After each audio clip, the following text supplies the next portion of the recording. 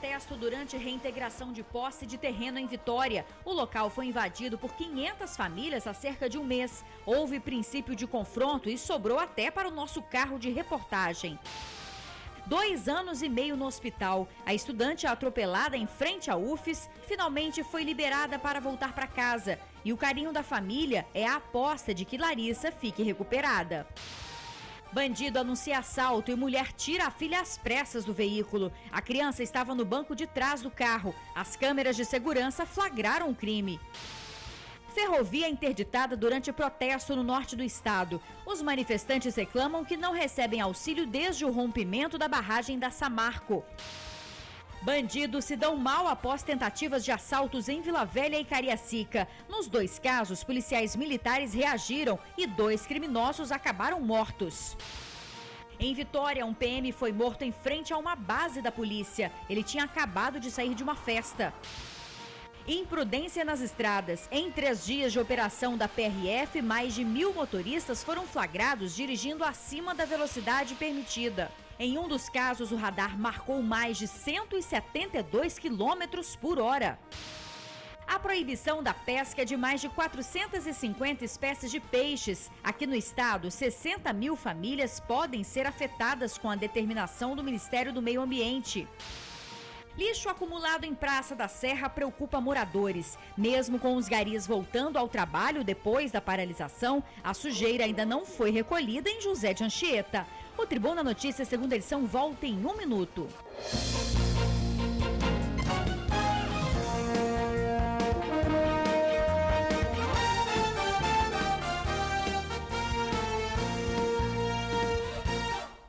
Olá, boa noite.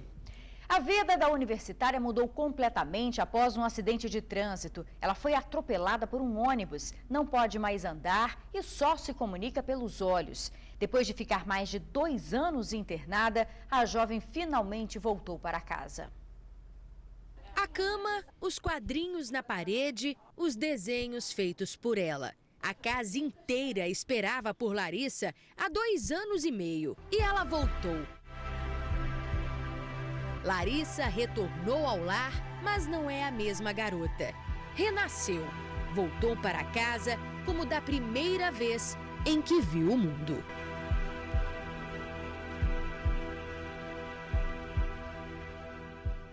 Eu não sei nem mensurar o tamanho dessa alegria, de depois de 2 anos e meio ter minha filha dentro de casa. Hoje minha filha não anda, hoje minha filha não fala. Minha filha não se alimenta pela boca, não sabe quantificar o quanto ela reconhece, o quanto ela não reconhece. Está sendo muito difícil a gente hoje receber a Larissa como um bebezinho, uma filha que a casa sorria por ela, porque ela era só sorriso. Hoje eu não consigo ver um sorriso da minha filha.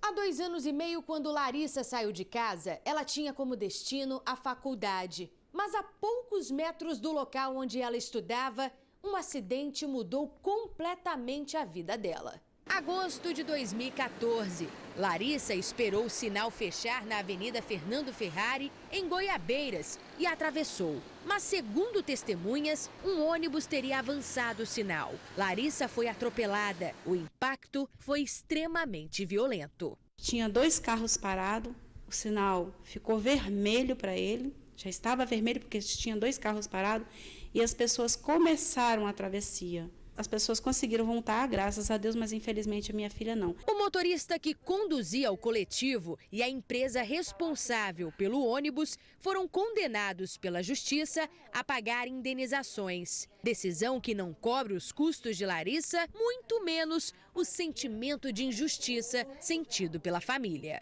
Ele foi julgado apenas por 36 parcelas de R$ 560 fixo por mês. A empresa hoje, ela ajuda com uma pensão. Desde lá para cá é o mesmo valor, não foi corrigido em nada. Tudo aumentou, a pensão continua. Larissa vive um dia de cada vez. Por enquanto, o sonho de conhecer Londres vai ficar guardado. Rutileia tem fé na recuperação da filha. Quer ver novamente no rosto de Larissa o sorriso de menina.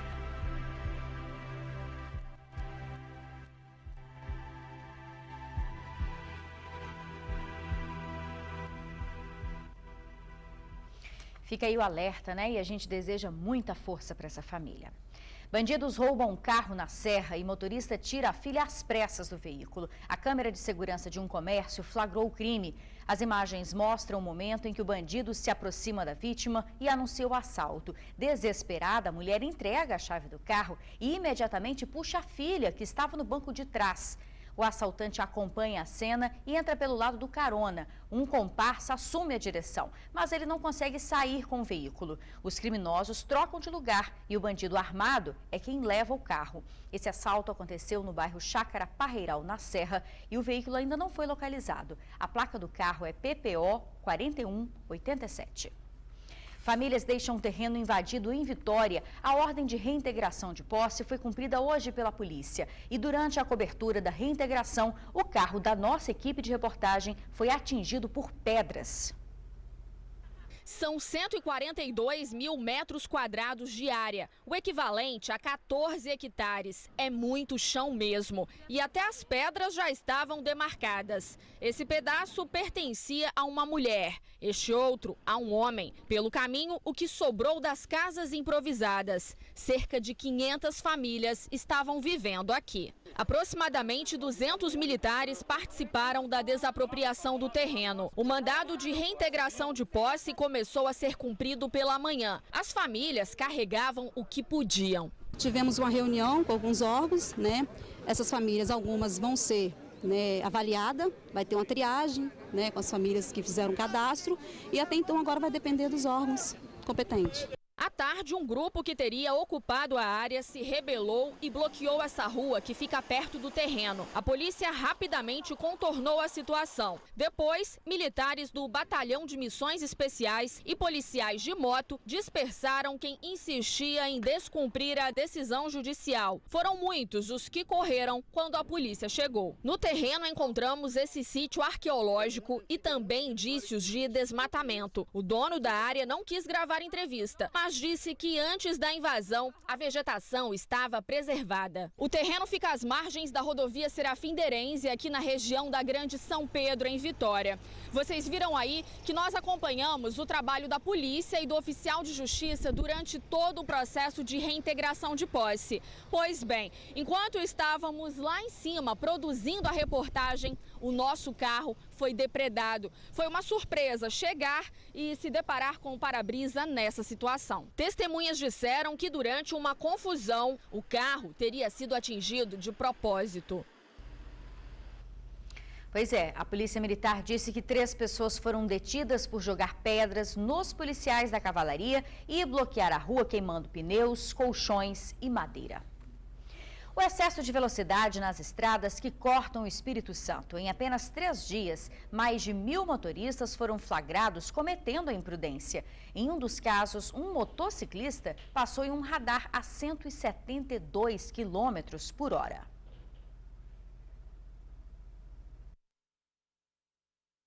Na estrada, a placa indica o limite de velocidade, mas muitos condutores desprezam a sinalização.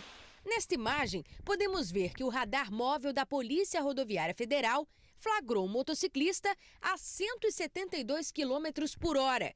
O registro foi realizado na BR-101 Norte, em Linhares, onde o limite de velocidade é de 80 km por hora. Entre os dias 20 e 23 de abril, a PRF realizou a Operação Tiradentes. Foram aplicadas 2.026 autuações por infrações diversas. Entre elas, a mais registrada, a de excesso de velocidade. 1.110 veículos foram flagrados acima do limite permitido. Hoje nós temos um instrumento chamado radar móvel, no qual a gente consegue medir a velocidade que o motorista está vindo a quase 2 km de distância do mesmo. Então a gente consegue observar a velocidade que ele vem e muitos dele ainda insistem em ultrapassar o limite permitido pela via. A consequência do excesso de velocidade preocupa a Polícia Rodoviária Federal. Nos 4 dias de operação, 43 acidentes foram registrados. Uma pessoa morreu. O motorista que for flagrado cometendo excesso de velocidade, além da questão de ter que pagar a multa, de perder pontuação, ele pode estar incorrendo num acidente de trânsito, né? Inclusive, dependendo da velocidade dele, às vezes ele não consegue prever uma manobra, né? No caso de desviar de um buraco ou de um animal que esteja na pista. Então são várias as consequências, dentre elas a questão do acidente. No próximo final de semana, uma nova operação será realizada nas rodovias federais que cortam o Espírito Santo. A Polícia Rodoviária Federal está de olho em condutores imprudentes e pede mais consciência por parte de quem vai pegar a estrada. E vamos estar sempre incentivando com ações educativas também para que eles consigam se conscientizar, né, de respeitar os limites de velocidade, respeitar a sinalização de trânsito, para a gente conseguir um trânsito mais seguro.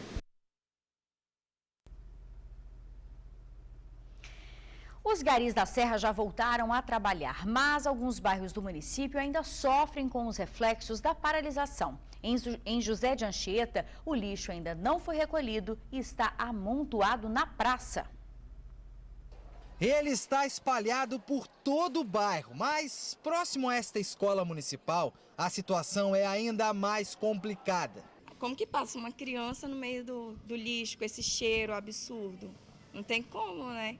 Aí pode contrair uma doença, alguma coisa, por causa do lixo. Esta imundícia aí fica no bairro José de Anchieta, na Serra. O recolhimento de lixo na cidade está prejudicado desde a semana passada, quando os garis resolveram cruzar os braços por melhores salários. O recolhimento do lixo aqui no bairro José de Anchieta acontece às terças, quintas e sábados. Pois é, hoje é terça-feira e ele, continua por aqui. Meio de semana é o horário que eles costumam passar. Meio-dia a 1h da tarde estão passando para recolher o lixo. Até agora nada. E tem aparecido de tudo por aqui. Rato, barata, urubus, cachorro, fuçando o tempo todo. Esse lixo ali tá daquele jeito ali, porque um morador pegou até enxada comigo emprestado aqui, foi ali e juntou o lixo. Porque esse lixo estava tudo espalhado aí, Porque o vento joga, o cachorro joga, os urubus espalha, caçando carniça, caçando comida. Na praça tem uma placa orientando os moradores sobre os dias de coleta. Mas como o recolhimento está precário, o lixo só acumula. Inclusive, a gente estava em aula, o urubu estava quase que entrando na escola, de tanto que tem essa situação, por causa do lixo. Já era para ter tirado esse lixo daí, porque daqui a pouco está ocupando a rua toda. Ninguém vai passar mais. A Secretaria de Serviços da Serra disse que já limpou o local. Bandidos são mortos após tentativas de assalto em Cariacica e Vila Velha. Na capital, um policial militar foi morto depois de sair de uma festa.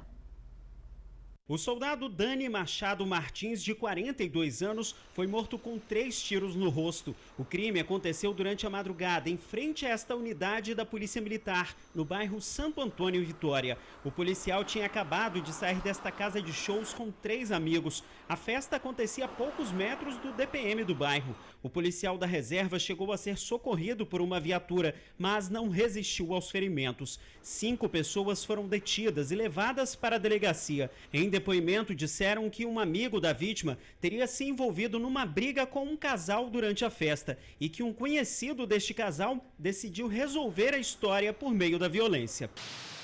Em Vila Velha, um policial de folga presenciou um assalto e trocou tiros com os bandidos. O caso aconteceu no bairro Santos Dumont. Daniel Siqueira Martinuso, de 20 anos, morreu depois de levar um tiro no abdômen. Ele tentou roubar um carro de um casal que chegava de viagem. As vítimas reagiram no momento em que o bandido tentou assumir a direção. Chegaram a entrar em luta corporal com o assaltante. O militar ouviu os gritos de socorro e trocou tiros com os bandidos. Quando nós descemos aqui, estava maior confusão aqui na rua, porque já tinha chamado a polícia. O outro suspeito, identificado como Alexandre Azevedo Candevic, foi ferido no braço. Já o terceiro assaltante conseguiu fugir. A arma usada no assalto foi apreendida.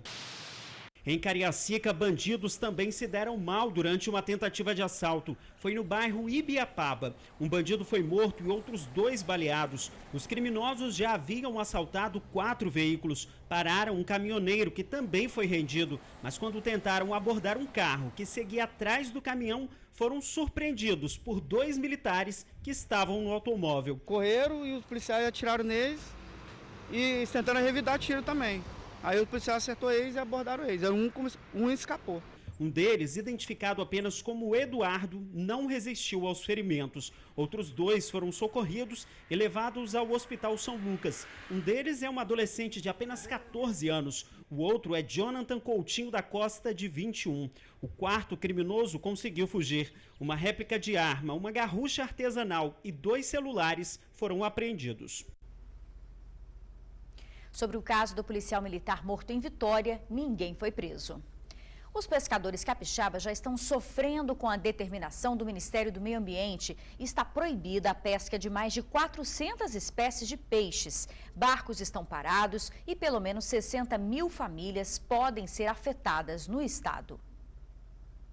Barcos parados. Ninguém se arrisca em sair para pescar. A determinação do Ministério do Meio Ambiente proíbe a pesca de 475 espécies de peixe. Espécies que fazem parte do dia a dia da nossa culinária, como badejo, garoupa e alguns tipos de cação estão proibidos. Segundo o governo, são peixes que estão ameaçados de extinção. Agora, para quem vive do mar, está vendo que seu emprego também pode ser extinto. Praticamente está botando o pescador como uma situação difícil, muito difícil mesmo, porque como que você vai matar o peixe que não é proibido na área do que está proibido? Muito complicado, não sei o que vai ser do pescador não. Não tem como, nós vamos ter que ficar tudo parado, nós vamos tirar nossa sobrevivência de onde, sendo que nossa sobrevivência toda é da pesca. Segundo a Associação de Pescadores, 16 mil profissionais serão diretamente afetados aqui no estado e cerca de 60 mil famílias que vivem indiretamente da atividade podem sofrer com isso. Por enquanto, né, que isso aí prejudica muita gente. O pescador não pode ir mais para o mar. Às vezes eu nem acredito que está acontecendo isso. Quer dizer, até a peixada capixaba que é a nossa, que é o badejo, o cação, a garopa, que é o principal, está proibido. Então fecha até os restaurantes uma hora dessa. Pior disso aí que são as colônias também, que a nossa pesca aqui é artesanal. O pescador das colônias, que é o presidente de colônia, vai impactar mais as colônias que já estão enfraquecidas. E com essa paralisação da pesca aí, automaticamente as colônias enfraquecem mais, possivelmente fecha até as colônias do estado. A portaria 445 proíbe não só a pesca, mas também o transporte e a comercialização. Essa portaria é de 2014 e ela só não foi aplicada antes por causa de várias ações na justiça contra a determinação do Ministério do Meio Ambiente. Mas não teve jeito não. Quem tem restaurante está tendo que rebolar também para se adaptar a essa nova realidade. São vários peixes que foram proibidos, né? De maior grau de importância para a nossa culinária é o badejo, mas deixando claro que não são todos os badejos que estão proibidos, tem alguns ainda que a gente consegue comercializar, né? Mas tem outros peixes muito nobres e muito gostosos que a gente opta por trabalhar também com eles. Dá para trabalhar, se virar um pouquinho, né? Com certeza. Como eu disse, para fazer a muqueca com peixe, tem vários tipos de peixe maravilhosos que a gente faz a muqueca capixaba. Segundo a Secretaria de Agricultura do Espírito Santo, os peixes que estão proibidos de serem pescados representam 70% da pesca no estado. Diante disso, a Secretaria está finalizando um estudo para encaminhar ao Ministério do Meio Ambiente, solicitando a revogação da portaria.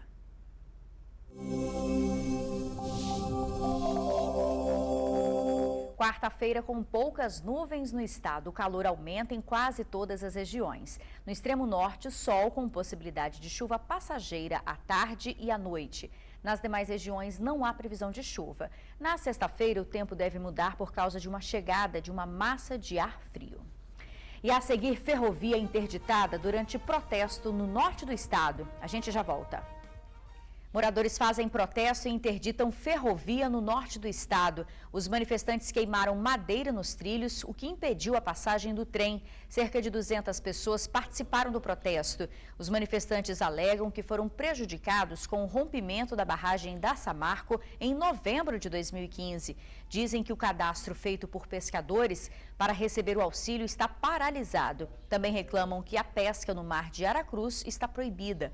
A Samarco diz que 3.600 pessoas receberam auxílio no estado. O benefício foi concedido com base no cadastramento emergencial realizado logo após o rompimento da barragem.